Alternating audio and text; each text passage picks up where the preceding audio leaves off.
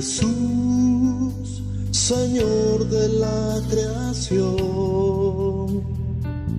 siendo en forma de Dios, se despojó de sí mismo, tomó la semejanza de hombre y siendo puro y sin mancha, entre nosotros vivió, y asimismo se humilló,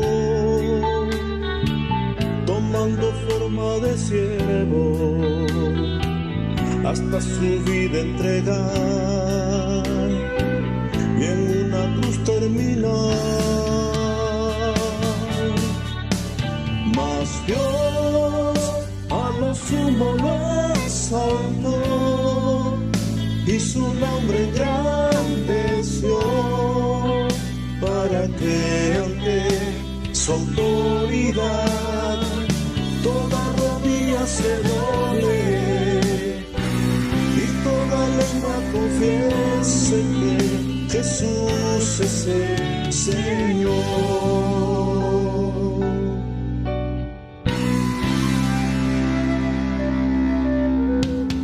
Jesús, Señor de la creación, siendo en forma de Dios, se despojó de sí mismo, y Él tomó la semejanza de hombre, y siendo puro y sin mancha, entre nosotros vivió, y asimismo se humilló, tomando forma de siervo, hasta su vida entregar, y en una cruz terminar.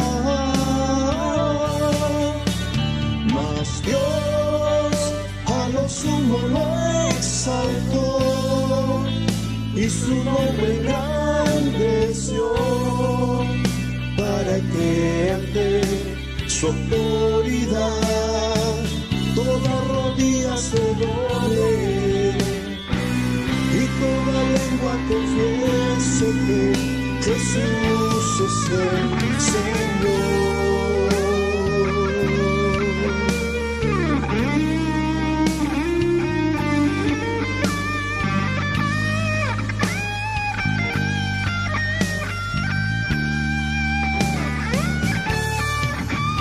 Mas Dios a lo sumo lo exaltó, y su nombre engrandeció, para que ante su autoridad toda rodilla se doble y toda lengua confiese que Jesús es el Señor. Mas Dios a lo sumo lo exaltó, y su nombre engrandeció, para que ante su autoridad toda rodilla se doble y toda lengua confiese que Jesús es el Señor. El Señor,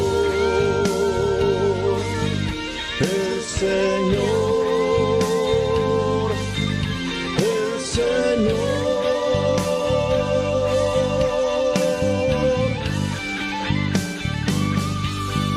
el Señor, el Señor, el Señor.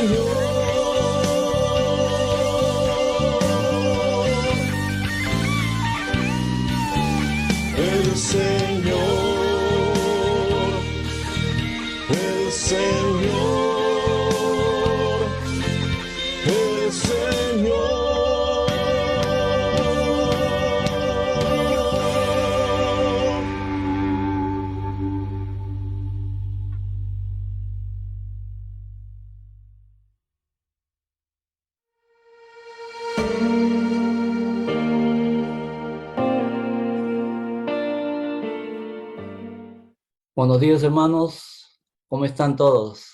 Espero que se encuentren muy bien. Estoy muy contento de estar otra vez con ustedes, compartiendo la palabra del Señor y diciendo que cada uno de ustedes se encuentren muy bien. Y otra vez hoy día podamos compartir de la palabra de Dios con ustedes. Que Dios les bendiga. Vamos a orar. Querido Padre Celestial, gracias una vez más por tu palabra. Oramos que, Señor, nos ministres a través de tu propia palabra, que nos exhorte, nos enseñe, nos edifique, nos transforme, nos ayude a tener más ánimo y seamos cada uno de nosotros fortalecidos, porque te lo pedimos en el nombre de Jesús. Amén. Bien, hermanos, sé que durante todo este tiempo han estado hablando sobre la vida de Jesús en el Nuevo Testamento. Hoy quiero hablarles de un personaje en el Antiguo Testamento. Como ustedes saben, Israel había salido de Egipto y al entrar a Canaán enfrentó muchas naciones enemigas. Aquel entonces Israel no tenía todavía formalmente un rey, así que Dios levantó 12 hombres conocidos, 12 hombres conocidos como jueces, y en buena cuenta eran como gobernantes. Dios llamó a estos 12 héroes, estos 12 personajes, para que los liberara, para que enfrentaran los enemigos que aquel entonces ellos enfrentaron, que eran muchas naciones enemigas. Y luego de derrotar a estos enemigos, Dios los puso como gobernadores, gobernantes. En la Biblia lo llama jueces, o lo está traducido como jueces. Es verdad, hoy día, así como ellos enfrentaron muchas naciones enemigas, hoy el mundo enfrentamos también muchos problemas, muchos enemigos. Nuestros enemigos, hoy en día, pues lo más común que estamos hablando es la pandemia, el COVID, la crisis económica, las crisis políticas, el terrorismo, la violencia, ¿no? El problema ecológico y todos esos tipos de problemas. Así que hoy día, a través de uno de los personajes de los jueces, el quinto, si mal no recuerdo, el juez llamado Gedeón, e Israel en aquel entonces, vamos a aprender algunas lecciones, cómo ellos enfrentaron esas crisis. Y vamos a hablar de 4 crisis que ellos enfrentaron, que Gedeón enfrentó y que tal vez nosotros también estamos enfrentando, o muy probablemente estamos enfrentando. La primera crisis que son crisis reales, crisis materiales, palpables, todos tenemos.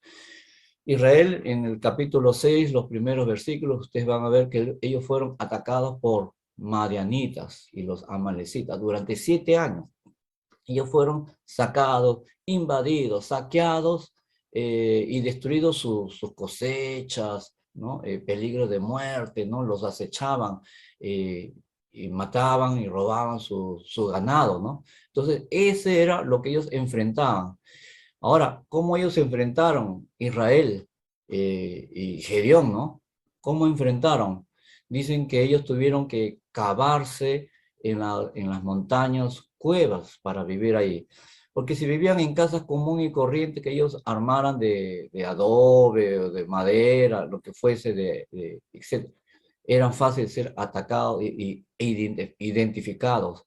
Así que dicen que en la palabra que ellos se tuvieron que hacerse cuevas en las montañas y fortificaciones para evitar ser atacados fácilmente. Fácilmente, no es que no iban a impedir, no, para que no lo pudieran atacar con tanta facilidad. Sí, hermanos, hoy día ya tenemos casi 2 años de pandemia. Tenemos, sí es verdad, aparte de la pandemia, el COVID, muchos conflictos sociales, políticos, conflictos de gobierno con el empresariado, contra el Congreso, problema con los empresarios, la prensa, protestas sociales, ¿no? Conflictos entre un partido y otros partidos. Estamos viviendo hoy día en eso en todo el mundo, grandes conflictos. ¿Y qué es lo que hacemos?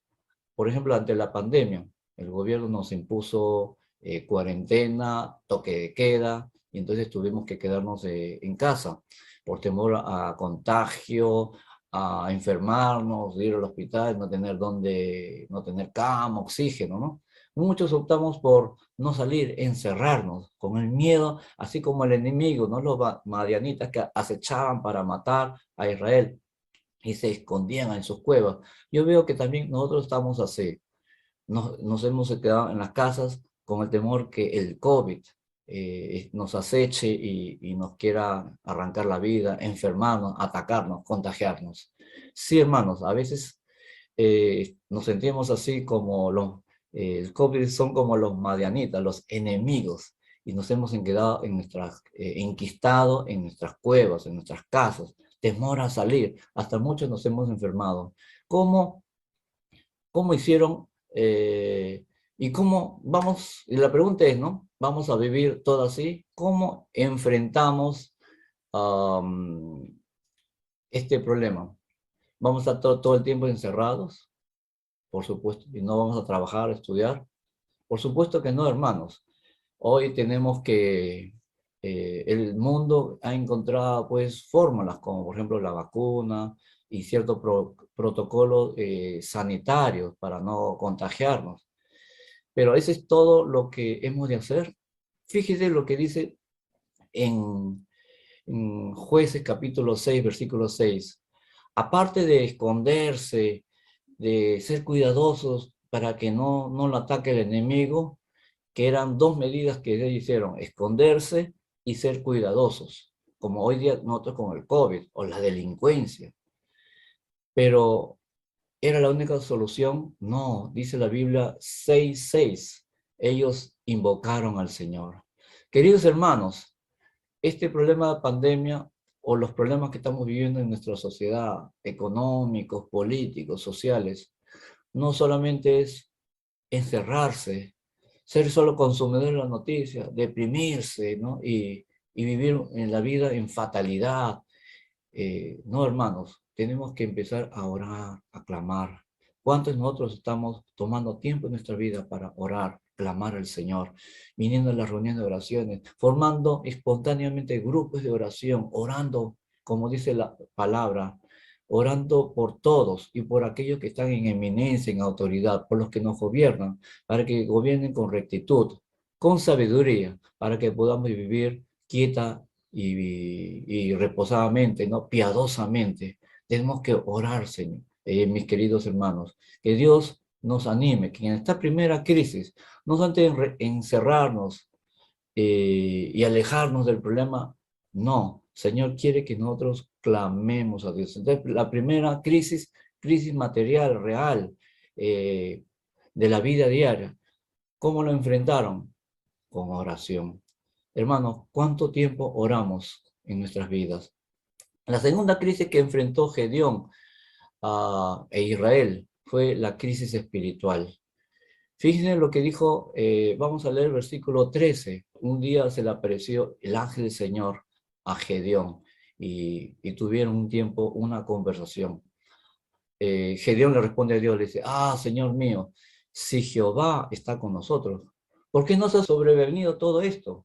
¿Y dónde están sus maravillas que nuestros padres nos han contado? Que nos sacó Jehová de Egipto. Y ahora Jehová nos ha desamparado y nos ha entregado en la mano de los madianitas. Fíjense cómo reacciona Gedeón. Tenía conflicto. Sentía como que si Dios lo había abandonado, sentía que Dios era injusto, que le faltaba misericordia, que Dios le faltaba amor. Hasta inclusive estaba dudando de la omnipotencia de Dios y aún mismo estaba criticando a Dios porque le mandaría pues los madianitas. Y todo lo que le contaron sus padres, ancestros, estaba ahí dudando, ¿será cierto o era cuento nada más, que no era de verdad? ¿Es que acaso Gedeón ya no creía en Dios? ¿Dudaba de lo que los padres le habían contado? Sé que Gedeón estaba enfrentando problemas, como hoy día enfrentamos problemas económicos, enfermedades, contagios familiares que hayan caído, enfermados y hasta muertos. Se sentía obviamente deprimido y tal vez simplemente débil espiritualmente. Hoy día nos sentimos así, escuchando solo malas noticias, leyendo y viendo las noticias y nos sentimos muy deprimidos a tal punto que sentimos que Dios ¿Dónde está Dios? Pero fíjense lo que dice en Jueces capítulo 6:1.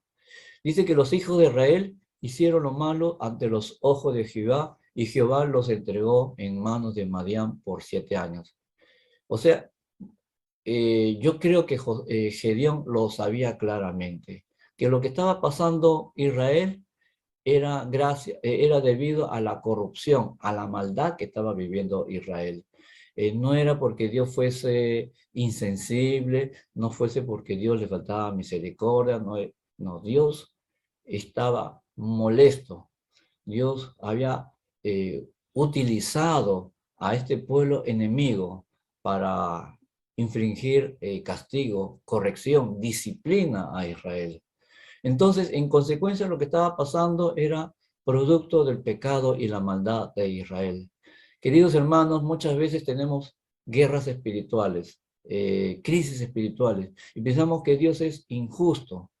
Pero, queridos hermanos, Dios es justo. Si estamos sufriendo algunas cosas, tal vez no recordemos, nos hemos olvidado, o no tenemos conciencia, pero Dios es justo. Tal vez Dios nos quiere disciplinar, tal vez estamos aferrados a muchas cosas y estamos en mal camino. Y lo que Dios muchas veces hace o permite es por causa de nuestra maldad. Ellos pensaban, y porque Israel se había alejado de la voluntad de Dios. Sí, hermano, muchas veces decisiones nuestras o ajenas pueden afectarnos, entristecernos, golpearnos, y naturalmente muchas culpas de otros, o errores de otros, y las consecuencias que lo tenemos nosotros, a veces somos afectados, que culpamos a Dios.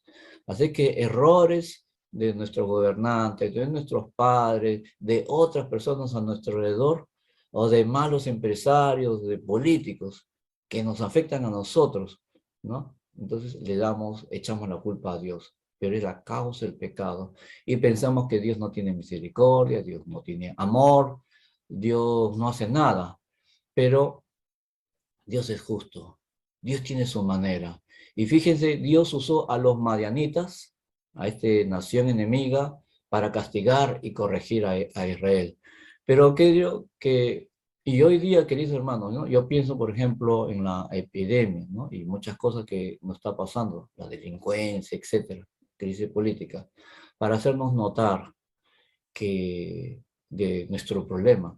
De repente Dios quiere corregirnos. De repente hemos descuidado nuestra vida espiritual, hemos descuidado nuestra familia, hemos sido de repente muy apegados a la material, y Dios está permitiendo este tipo de pandemia, este tipo de crisis sociales que estamos teniendo en el mundo, fenómenos naturales, para hacernos ver cómo está nuestra vida espiritual, para hacernos sentir y saber que tenemos que buscar a Dios. eh, muchos de ustedes son padres, y cuántas veces ustedes han prohibido a sus hijos salir con sus amigos, impedir que jueguen mucho a la computadora, con los celulares, les han exigido, les han prohibido pues muchas cosas. Y les han obligado pues que se queden en la casa, cumplir ciertos deberes domésticos de la casa, o quedarse para ayudar en el negocio, en la tienda de sus padres.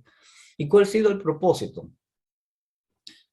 Para que ustedes han hecho así porque quieren que sus hijos aprendan, estudien mejor, saquen mejores calificaciones, ¿no? Sean personas que luego tengan un mejor futuro. Muchos padres han prohibido a sus hijos que salgan aquí y allá, con el propósito de que sean mejores personas y aprendan a ser responsables, ¿no? Aprendan ciertas habilidades, ¿no? Y bueno, no sé, y no juntarse con mala junta, ¿no? Pero es verdad que hay hijos, y al final del tiempo, los hijos, después de haber recibido ciertas privaciones, agradecen a sus padres que son personas que tienen una carrera, una profesión, un estudio, gracias a que los padres supieron disciplinarlos, cuidarlos. Pero es verdad que hay hijos que se rebelan, Y bueno, se van a las drogas, se meten en delincuencia, se vuelven vagos, ¿no? Pandilleros, vagos, no hacen nada, ¿no? Y entran en conflictos con la casa. Pero no porque estos hijos se convirtieron así, hemos de echar la culpa a los padres, ¿no? Muchas veces es por la decisión propia de los hijos. Padres tuvieron la buena intención de enseñarles y guiarlos en lo correcto, pero los hijos decidieron ir a lo incorrecto y no fue la intención de los padres, ¿verdad? Entonces, queridos hermanos, no miremos superficialmente el problema, ni culpemos tan fácilmente todo a Dios. No debemos culpar nada a Dios. Más bien debemos culparnos a nosotros que muchas cosas que tenemos es problemas individuales, sociales, que el hombre lo ha generado, no tiene que ver Dios. Dios lo permite y hasta lo usa para disciplinarnos, para corregirnos. La tercera crisis que enfrentó Gedeón e Israel fue la crisis de autoestima. Fíjense lo que dice el versículo 14. Y mirándole Jehová le dijo, ve con esta tu fuerza y salvarás a Israel de la mano de los madianitas. ¿No te envié yo? Jueces 6:14. Como ustedes ven, Dios lo llama para salvar a Israel. Y fíjese cómo él responde. Versículo 15 dice, Señor mío, ¿con qué salvaré yo a Israel? He aquí que mi familia es pobre en Manasés y yo soy el menor de la casa de mi padre. Si ustedes al leer este versículo 15 se van a dar cuenta que Gedeón evita aceptar el llamado divino de Dios para salvar a Israel. Él sentía y veía que tenía limitaciones, él se sentía indigno, incapaz, que no podía hacerlo. Y al leer y al expresar esto, Gedeón al ángel de Dios, a Dios mismo, prácticamente, le estaba diciendo que tenía tres tipos de limitaciones, que de repente tú y yo también lo tenemos. Dice, la falta de capacidad. Dice, oh Señor mío, ¿con qué yo salvaré a Israel? Él se sentía que, ¿quién era él para poder enfrentar al enemigo? ¿Qué armas tenía? ¿Acaso era soldado, militar, tenía un gran ejército, tenía tecnología, poder económico? No. Segundo, cuando dice, he aquí mi familia es pobre en Manasés. Él estaba expresando también falta de recursos, que no tengo, soy de familia pobre, ¿no? Y la tercera falencia que él expresa dice, yo soy el menor de la casa de mi padre. Él se estaba menospreciando, sentiría que tenía falta de derechos, soy el menor, no tenía estatus. Pero en verdad, ¿cómo le respondió Dios? Primeramente le dice en el versículo 16, ¿no? Jehová le dijo, ciertamente yo estaré contigo y derrotarás a los madianitas como un solo hombre. Fíjese, Dios dijo, yo voy a estar contigo y tú vas a derrotar. O sea, no es que, sí, es verdad, Dios a través de ti lo va a derrotar, pero tú lo derrotarás a los madianitas. O sea que tú no vas a estar sentado en tu casa, en tu carpa, en tu cueva, y Dios va a hacer todo el trabajo. No, tú vas a derrotar. O sea, yo voy a estar contigo, pero el que va a hacer el trabajo finalmente eres tú. Y lo vas a hacer como si fuese un solo hombre. Vas a tener esa capacidad. Y Dios le dijo bien claro. Y fíjense el versículo 34 de Jueces 6. Y el Espíritu del Señor cayó sobre Gedeón. Qué tremendo, ¿no? Qué especial. El Espíritu del Señor cayó sobre Gedeón. Ustedes saben que en el Antiguo Testamento el Espíritu de Dios no estaba en todos nosotros como hoy en día lo tenemos. Ustedes saben, cuando Jesucristo estuvo por ascender a los cielos después de haber muerto y resucitado, Él ascendió a los cielos, pero antes de ascender a los cielos, regresar al Padre, a la diestra del Padre, Él le dio una promesa en Hechos capítulo 1, versículo 8, dice, pero recibiréis poder cuando hayan venido el Espíritu Santo y me seréis testigo en Jerusalén, en toda Judea, Samaria y hasta lo último de la tierra. Y así ocurrió en el Pentecostés, y el Espíritu fue derramado, y desde aquel entonces, hoy en día, todas aquellas personas que han aceptado a Jesucristo, tenemos el Espíritu Santo en nuestros corazones. Y no era como ni siquiera el tiempo de los discípulos. Los discípulos tenían a Jesucristo físicamente cerca, nada más. Pero después cuando se fue, Dios puso al Espíritu Santo, mandó al Espíritu Santo. Hoy no tenemos a Cristo físicamente con nosotros, pero el Espíritu Santo, que es Dios mismo, está acá dentro de cada uno de nosotros, hermanos. Entonces, Dios le responde así: claro que tienes capacidad, yo estoy contigo y el Espíritu Santo está contigo y tienes poder, así que tienes capacidad. Y le manda el Espíritu Santo. Hoy, querido hermano, tú tienes también el Espíritu Santo y está dentro de ti. No digas, no puedo hacer esto, no, todo no. No, ahí tienes. Dios te ha mandado el Espíritu Santo en ti. Y entonces, luego, eh, Dios le dice, ¿no? Que en el pasado Dios había usado a Moisés para sacar a Egipto. A través del ángel le recuerda que Dios le había liberado.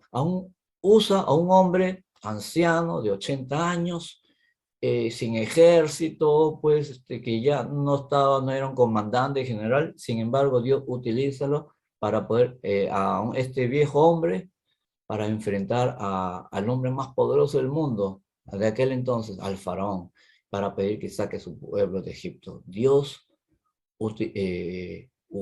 utilizó en el pasado hombres. Él no buscó a Moisés porque tuviera ejército, armas, dinero, era un hombre muy poderoso.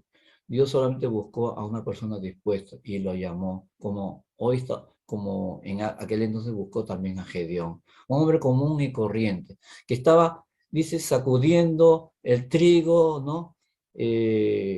Para esconderlo de los madianitas, era un común y corriente, estaba trabajando, o sea, con un poco temeroso, diríamos así. Pero Dios no busca tus recursos, Dios busca personas. Así que el ángel se dirige en el versículo 12 y le dice: varón esforzado y valiente, no rico y poderoso, ¿no? Solamente es esforzado y valiente, o sea, una característica personal, dedicado, responsable, ¿no? Y dispuesto a aceptar los desafíos de Dios. Y entonces el ángel le dijo a Gedeón que era varón, que Dios había visto su corazón, que era un varón esforzado y valiente. Dios busca, hermanos, entonces, a personas, no busca en base a nuestros antecedentes familiares, estatus social. Dios no está buscando gente por sus antecedentes académicos o buena situación financiera. El llamado de Dios es suficiente. Él busca solo personas valientes, que estén dispuestos a aceptar, atreverse a aceptar el desafío de Dios. Y tal vez, mi querido hermano, Dios quiera llamarte a la obra de Dios. No solamente ser un laico, un hermano que sirve en la iglesia. Tal vez, mi querido hermano, Dios te quiera llamar para servirle al Señor.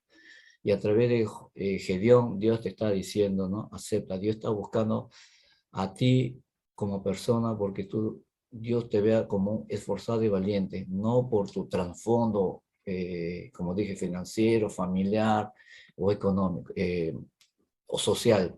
Dios te busca a ti. Tal vez Dios te está llamando. Querido hermano, ¿y cómo entonces Dios, entonces cómo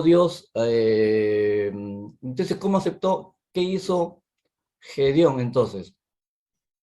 Después de haber escuchado el llamado, inmediatamente él inmediatamente hace una ofrenda. Eh, Le pide permiso, le dice, permíteme hacer una ofrenda, y él hace una ofrenda inmediata. Después de haber sido llamado. Qué interesante, ¿no? ¿Por qué Gedeón haría eso? Yo creo que él quería mostrar una actitud de adoración y de respeto. Él quería evidenciar más de una actitud militar, poderosa, ¿no? Ahora se sentiría, pues, Dios me ha escogido, como un juez, como un liberador, ¿no? No, su actitud fue más que todo de piadosa y reverente a Dios. Dios está buscando en primer lugar personas adoradores de Dios. No solamente machotes, valentones, ¿no? No, Dios está buscando a gente temerosa de Dios. Y entonces Dios inmediatamente le pide, le da una orden. Aparte que él pide y hacer una ofrenda a Dios y ponerla a Dios como prioridad, y ahora Dios le dice, ¿sabes qué? Mira, busca, anda a la casa de tu padre y destruye el altar que él tiene. Él tiene un ídolo ahí, dos ídolos tiene.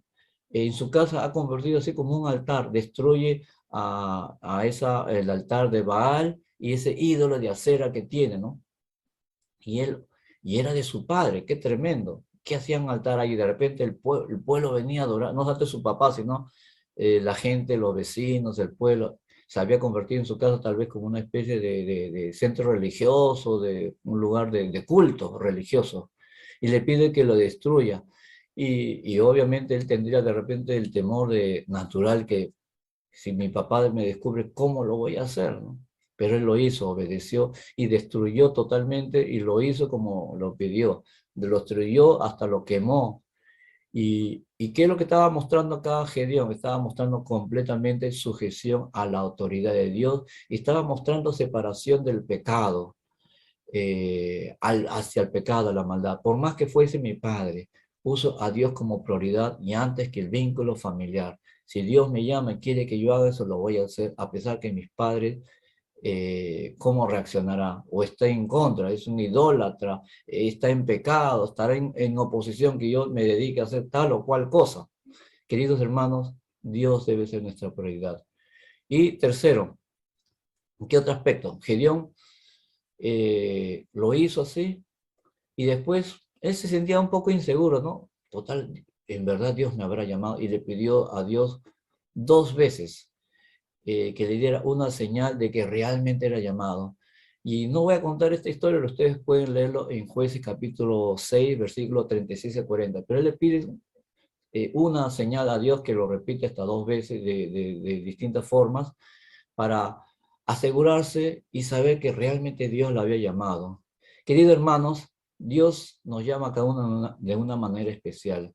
Tal vez tú puedas pedirle señales a Dios. Realmente tú quieres, Dios, que yo deje mi trabajo, mi profesión y quiere que dedique mi vida entera para servirle al Señor. Tal vez, querido hermano, pídele al Señor ciertas señales, evidencias para mostrar que realmente Dios te ha llamado. Y creo que cada uno de nosotros lo que estamos sirviendo al Señor, le pedimos a Dios también que nos muestre si es que quiere que dediquemos nuestra vida para el Señor.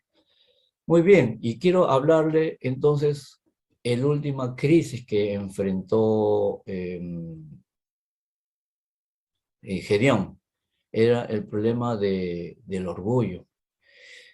Fíjense lo que dice capítulo 7, versículo 1. Dice, todo el pueblo estaba con él. Wow. Todo el pueblo estaba con él. Y Dios, o sea, había un apoyo pues generalizado, mayoritario, ¿no? Aquí dice todo el pueblo estaba con él. O sea, es que ser un simple, pues un hombre común y corriente, había llegado a cierto liderazgo, ¿no? O apoyo. Así es que listo para enfrentar al enemigo. Tenía un grupo importante, ¿no? Todos, que eran todos.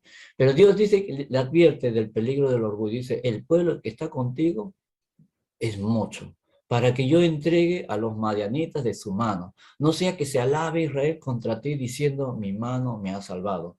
¿Sí? Dios sabía, Dios como es Dios, conoce a su pueblo, te conoce a ti y a mí. Y Dios le hace ver eso a Gedeón. Mira, la gente que tienes es demasiado. No vaya a ser que si gana la batalla, vaya a decir que va a caer en el orgullo, que fuimos nosotros mismos que lo hicimos. Y todo el crédito es a sí mismo y no Dios. Si ustedes leen escrupulosamente las escrituras, ¿no? Y ustedes se lo va a pedir que ustedes luego lo lean por su cuenta, investiguen, van a darse cuenta que los madianitas eran, dice que como langostas, un montón. Pero más adelante ustedes se van a dar cuenta que se da el número. Eran 135,000 madianitas, realmente muchos.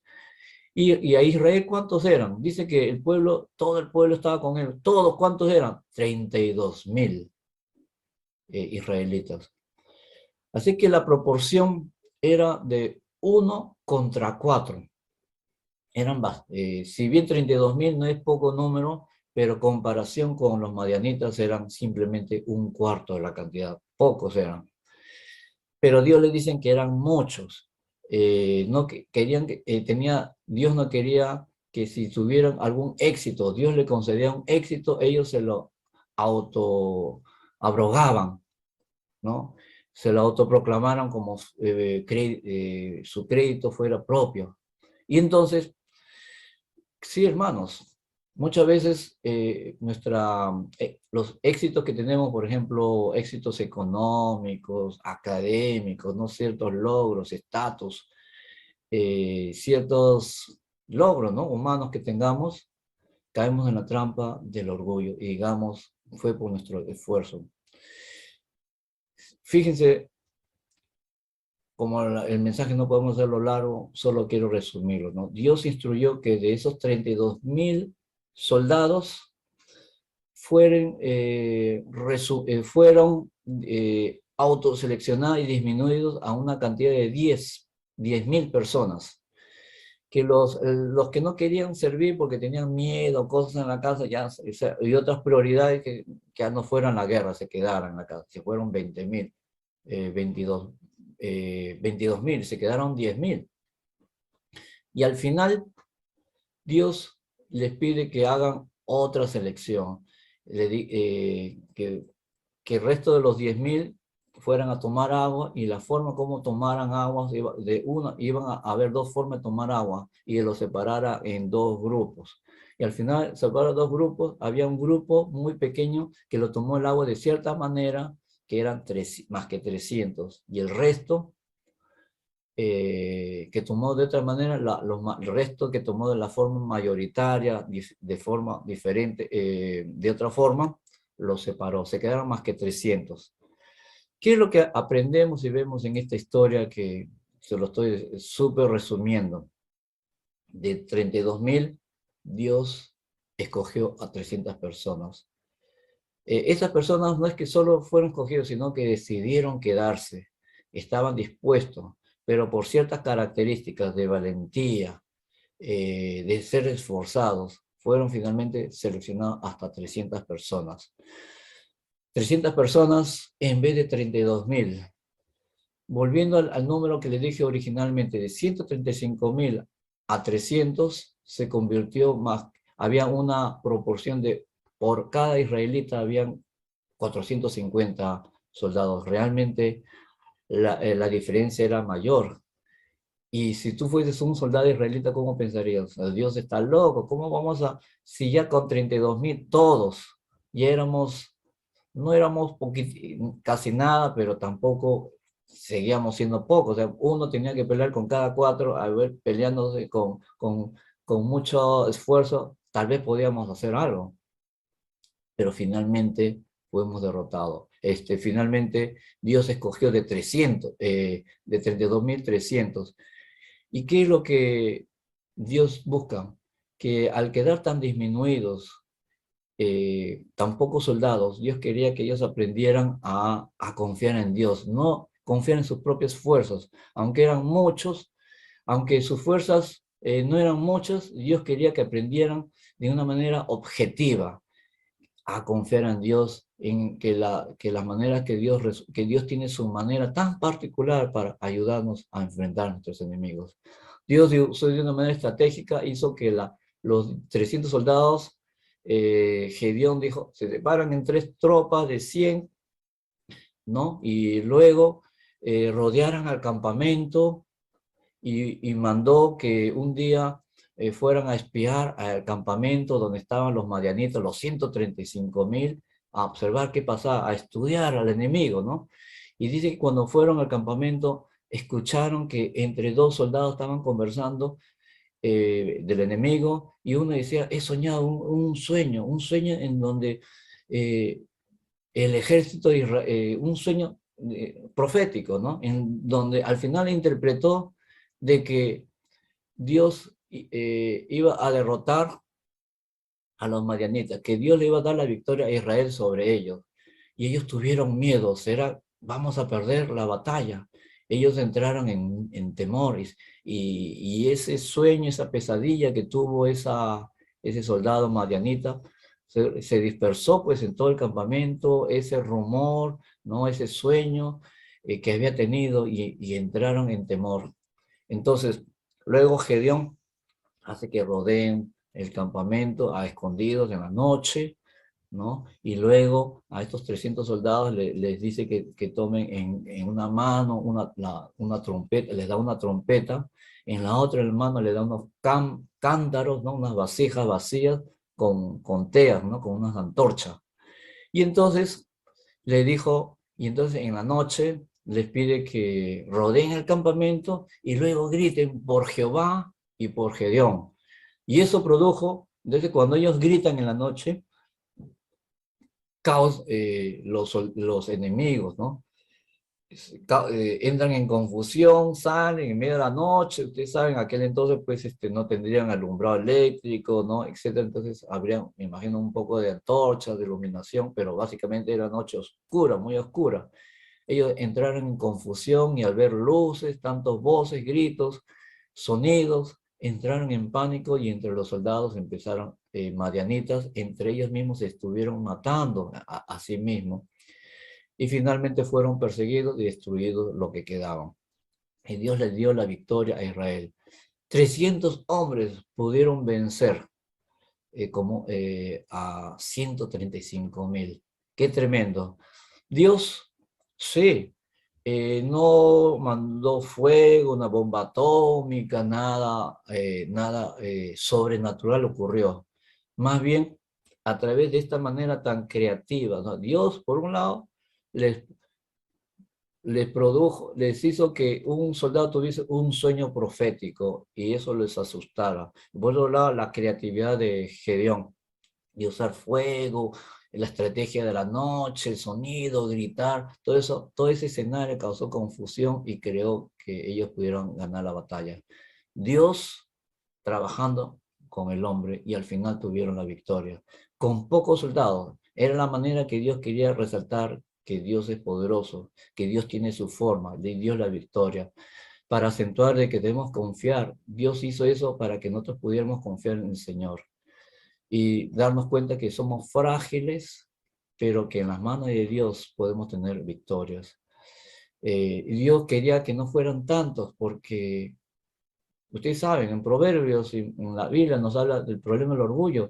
Por ejemplo, en Proverbios 21:4 dice, altivez de ojos y orgullo de corazón son pecados.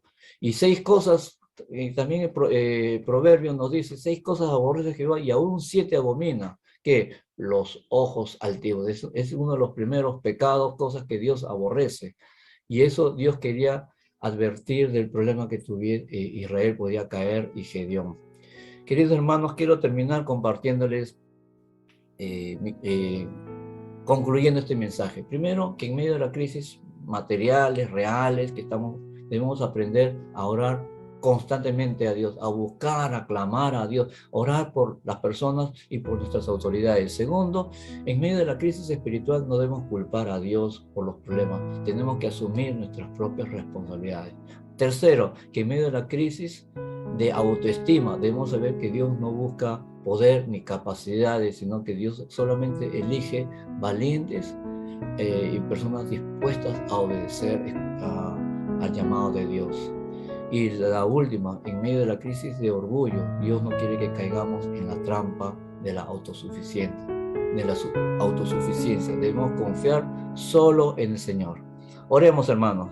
Querido Padre Celestial, te damos gracias por esta oportunidad. Gracias, Señor, por estas lecciones espirituales que estamos viviendo en tiempo de crisis. Y ayúdanos a confiar, en depender de ti, a no tener temor, que si tú nos llamas, a aceptar el desafío de tu llamada, a no caer en la trampa tampoco del orgullo, a confiar en ti, Señor. Gracias una vez más, te entregamos la vida de cada uno de mis hermanos, a nuestra iglesia, a nuestra querida iglesia. En el nombre de Jesús te rogamos así. Amén.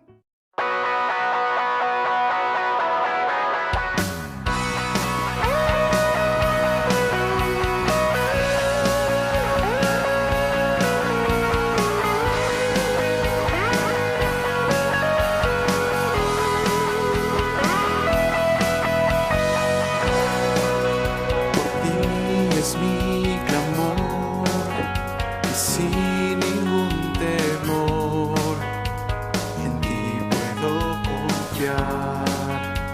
Bendito Jesús, hoy puedo escuchar tu voz de sanidad, restaurando mi ser.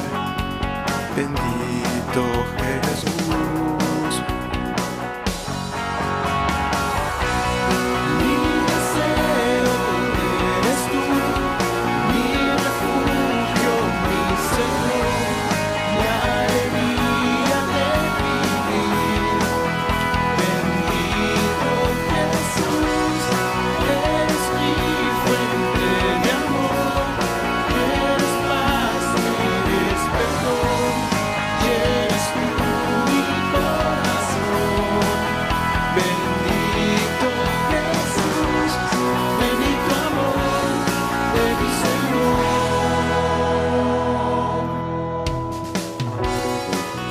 Tu gracia y favor conmigo puedo ver, llenando hoy mi ser.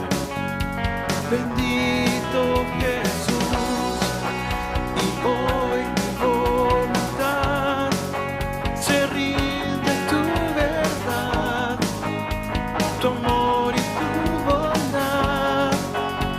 Bendito Jesús, sí. Mi deseo eres tú, mi refugio, mi Señor, la alegría de vivir. Bendito Jesús, eres mi fuente de amor, eres paz, eres perdón, llenas tú mi corazón. Bendito Jesús, bendito amor del Señor. Bendito amor del Señor.